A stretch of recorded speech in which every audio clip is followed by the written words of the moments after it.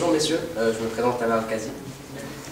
En rapport aussi avec, vous avez souligné aussi la disproportion entre les crédits alloués au Grand Palais, 466 millions d'euros et 15 millions d'euros pour les petites communes. Votre mission corrige-t-elle, selon vous, la dissymétrie entre Paris et les provinces?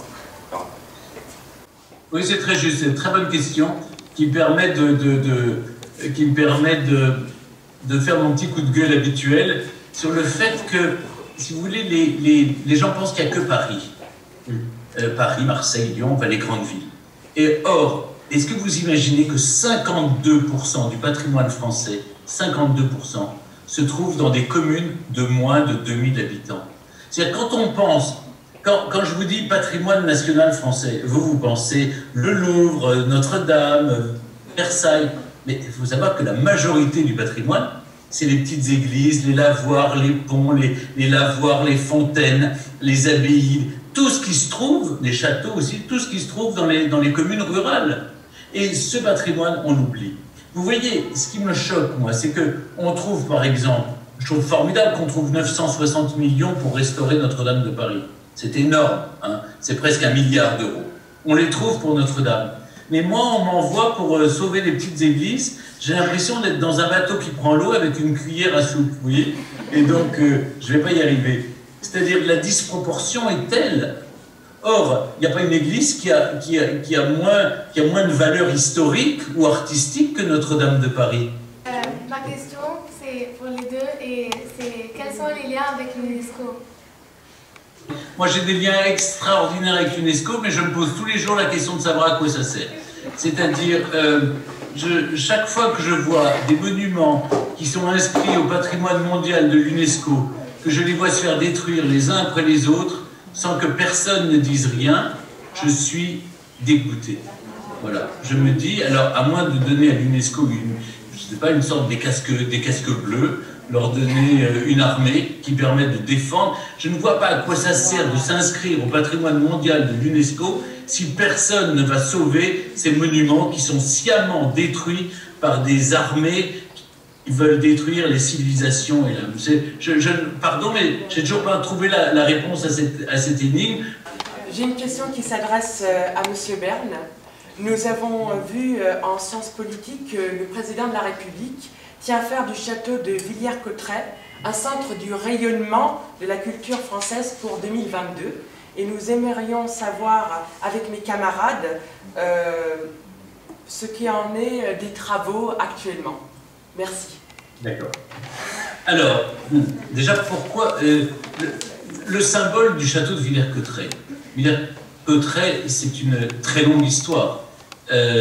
D'abord, la langue française, dans les écrits publics, a été institutionnalisée au XVIe siècle par François Ier, par les fameux édits de Villers-Cotterêts. Donc c'est vraiment la base même, sur le plan juridique, en tout cas, de la langue française telle qu'elle est utilisée aujourd'hui.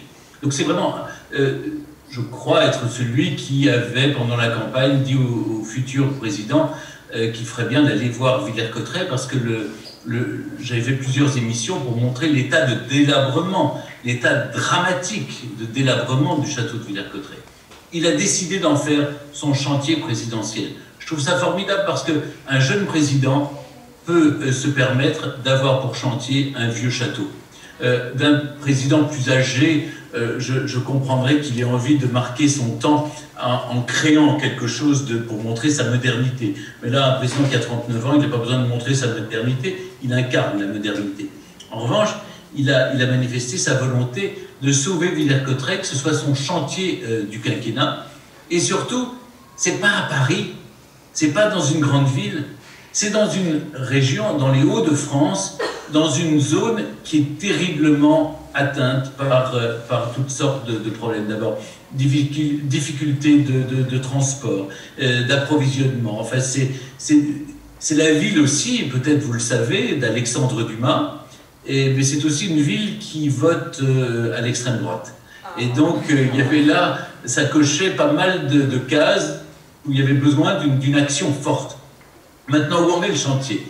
Le chantier était confié au Centre des Monuments Nationaux, qui a pu lever 110 millions d'euros pour restaurer toute la partie muséale.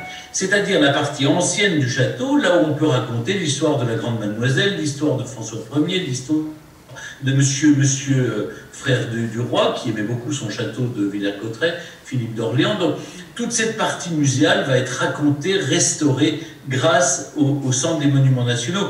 Et objectivement, dans un an, les travaux seront terminés. Là, je vais sans doute faire...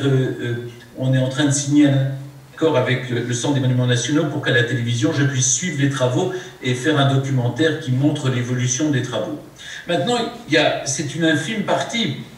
C'est comme si dans un appartement de 10 pièces, c'était une pièce. Il y a tout le reste qui est immense. Alors, il y a l'idée de faire un hôtel. Moi, j'avais suggéré, avec Jean-Michel Villemotte, un hôtel pour les compagnies aériennes, parce que l'aéroport de Charles de Gaulle n'est pas très loin. Et plutôt que d'aller à Paris, vous emmenez tout le monde avec spa, tout confort. Enfin, vous avez vu, les avions sont à l'arrêt. Et je pense que l'économie aéronautique ne va pas se relever de sitôt.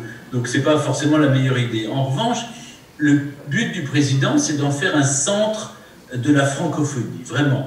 Et donc, d'attirer là tous ceux qui veulent trouver matière à aimer, à apprendre la langue française, à la diffuser le plus largement possible dans le monde. Donc, je crois que c'est un grand projet, mais c'est un projet, si vous voulez, pédagogique et formidable, mais on a aussi besoin d'un projet qui, économiquement, permette d'être viable.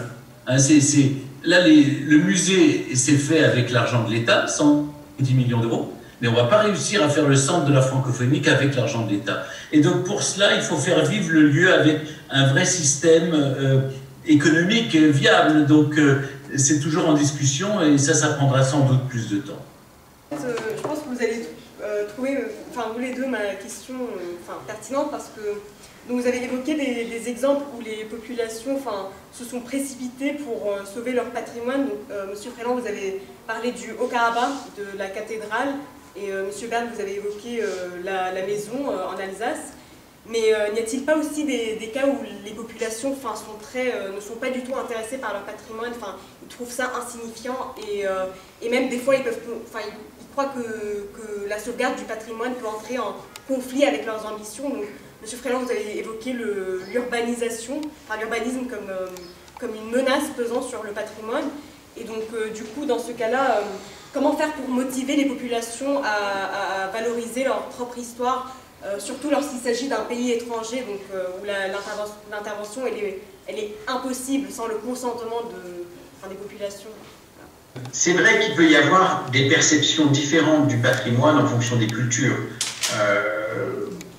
On peut accorder plus ou moins d'importance au patrimoine, on peut aussi accorder plus ou moins d'importance au patrimoine en fonction de notre situation sociale, économique, etc.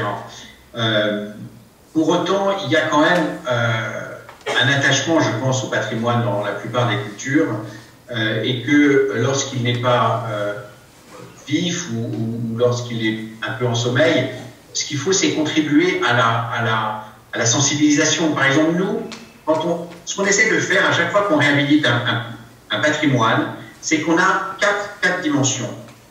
Un, la réhabilitation concrète, parce que il faut du concret, il faut de la réhabilitation concrète. Deux, il faut de la formation, de l'échange d'expérience, de l'échange d'expertise, du transfert de compétences. Donc ça aussi, il faut que ce soit l'occasion pour former les gens au patrimoine. 3, il faut de la sensibilisation. Un projet de réhabilitation, ça va être l'occasion aussi de parler du patrimoine autour de ce projet. Et puis 4, c'est impliquer les acteurs, comme le disait Stéphane Bern, les populations locales, plutôt que les communautés, d'ailleurs je préfère le terme de population, les populations locales à la réhabilitation de ce patrimoine. Et donc je pense que pour moi un bon projet, c'est un projet qui remplit ces quatre dimensions. Et c'est un moyen justement de sensibiliser et de travailler à la durabilité, à la sustainability du patrimoine. Sustainabilité et durabilité. Alors maintenant je vais dire une chose très politiquement incorrecte. On ne vient pas nous voir ni pour notre sourire, ni pour notre capacité d'accueil, notre gentillesse, si vous voulez, pour accueillir les étrangers. On ne vient pas nous voir non plus pour notre don des langues. Essayez, quand vous êtes anglophone, de circuler dans Paris, personne ne va vous aider. Alors on vient nous voir parce qu'on a des trésors incroyables à partager. Les gens viennent pour ça. Aussi parce qu'on a des plages, aussi parce qu'on a des montagnes, on a une campagne et on a des trésors patrimoniaux. Donc, c'est une richesse. Ce que j'essaie de dire aux Français, leur faire prendre conscience, c'est vous avez du pétrole, alors vous n'avez pas de pétrole, le pétrole de la France, c'est le patrimoine. Et dès qu'ils comprennent, si vous voulez, que c'est un enjeu économique, là, immédiatement, ils adhèrent. Ils adhèrent parce qu'ils voient que, par exemple, la seule richesse d'un village qui a 500 ou 600 habitants, ben, c'est les gens qui viennent visiter. Moi, j'ai fait l'expérience moi-même. J'ai la chance de détenir un monument historique qui est visité. Alors, je vous rassure, hein, ce n'est pas les pyramides non plus, hein, il y a 12 000 visiteurs par an. Mais 12 000 visiteurs par an, ben, ça fait vivre... moi, je mets ce qu'il faut pour que ça soit à l'équilibre, mais ça fait vivre les 2 restaurants, l'auberge du village, le marchand de souvenirs, les cartes postales, etc. C'est-à-dire qu'il y a toute une économie. C'est-à-dire qu'il y a 2 frères qui se sont dit « Ah, il y a un monument là dans ce village, on le connaît lui très bien, on va ouvrir une auberge. » Ils ont ouvert une auberge. Vous voyez, vous donnez de l'emploi. Donc quand on me dit en permanence, quand on me dit « Ah, mais vous vous intéressez aux vieilles pierres et pas aux gens », ben, d'abord, j'essaie de reprendre, j'utilise la formule qu'avait le poète Lamartine. Il dit « On n'a pas un cœur pour les pierres et un cœur pour les gens, on a du cœur où on n'en a pas ».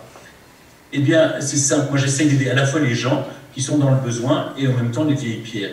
Et surtout, vous savez, quand je vois, par exemple, sur les chantiers du patrimoine, des apprentis, des gens qui apprennent un métier, je soutiens des associations comme Acta Vista, qui sont des associations de jeunes pour la réinsertion avec les chantiers du patrimoine. Ou l'association.